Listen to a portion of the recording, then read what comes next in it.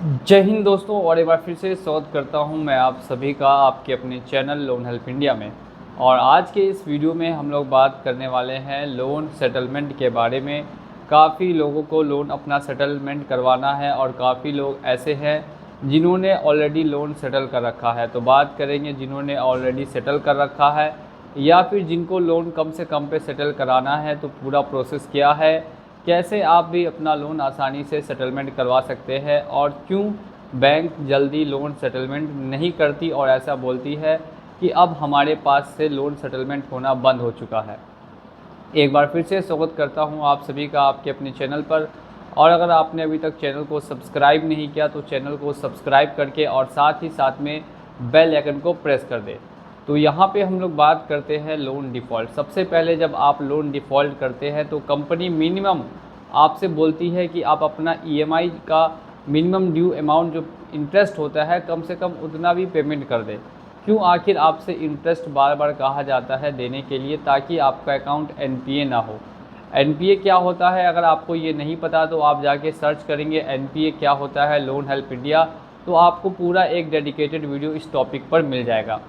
तो जैसे ही यहाँ पर आपको बार बार कहा जाता है कि आप इंटरेस्ट पेमेंट करते रहे, लेकिन जो आपका प्रिंसिपल ओवर ड्यू अमाउंट होगा वो जितना पहले था उतना अभी भी रहेगा। लेकिन जब आप पूरी तरीके से ईएमआई मिस करते हैं, यानी ना ही आप प्रिंसिपल पेमेंट कर पाते हैं ना ही इंटरेस्ट पेमेंट कर पाते हैं, तब जाके आपकी एक ईएमआई बाउंस होती है। एक ईएमआई बाउंस होने के बाद कॉल्स आना स्टार्ट हो जाती है बैंक की तरफ से, या एनबीएफसी का लोन है तो फिर एनबीएफसी की तरफ से कॉल्स आना स्टार्ट हो जाएंगी और बार बार आपको कहा जाएगा कि आप अपना ईएमआई जमा करें। फर्स्ट ईएमआई बाउंस होने के बाद आप कितनी भी कोशिश करेंगे कि आपका लोन सेटल हो जाए, तो ऐसा बिल्कुल भी पॉसिबल नहीं है। आज तक किसी भी किताब में फर्स्ट ईएमआई बाउंस होने के बाद लोन सेटलमेंट नहीं किया गया बैंकों के द्वारा। अब सेकेंड बात करते हैं, जब आपकी 3 ईएमआई बाउंस होती है। जब आपकी लगातार 3 ईएमआई बाउंस होती है तब जाकर आपको देखने के लिए ये मिलता है बैंक आप पे ज़्यादा प्रेशर बनाएगी कि आपने लगातार 3 ईएमआई नहीं भरी है, एक भी ईएमआई मिनिमम आप भर दें। अगर आप 3 में से एक भी ईएमआई भर देते हैं तो फिर आपका जो लोन अकाउंट है वो एनपीए नहीं होगा।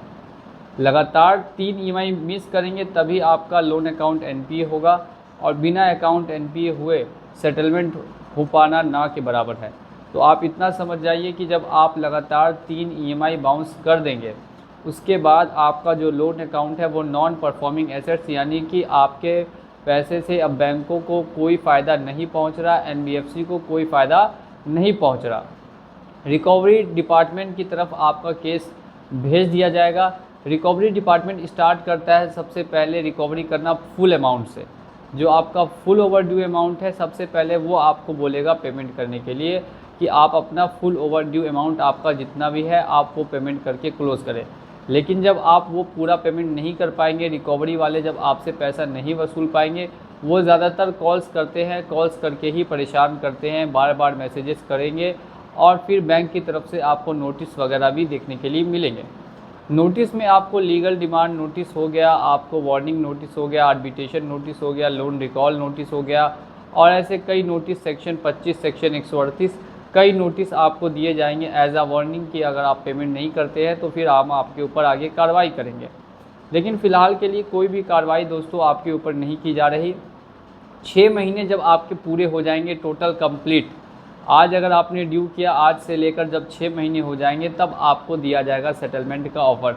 स्टार्टिंग में जो ऑफ़र मिलता है वो 60% 70% अमाउंट पे या फिर मिनिमम 50% अमाउंट पर मिलता है।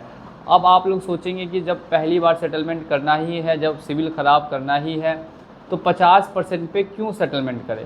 तो देखिए यहाँ पे 50% बैंकों ने आपको कहा है करने के लिए, लेकिन आपके ऊपर डिपेंड करता है आपकी कैसी स्थिति है, आप कितने में कर सकते हैं।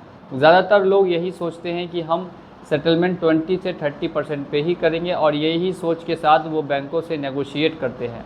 नेगोशिएट करने का मतलब होता है बार्गेनिंग करना, कि वो अगर आपको 50 बोल रहे हैं आप उनको 20 बोल रहे हैं, वो 40 बोल रहे हैं आप 25 बोल रहे हैं, फिर वो 35 बोल रहे हैं आप 30 बोल रहे हैं।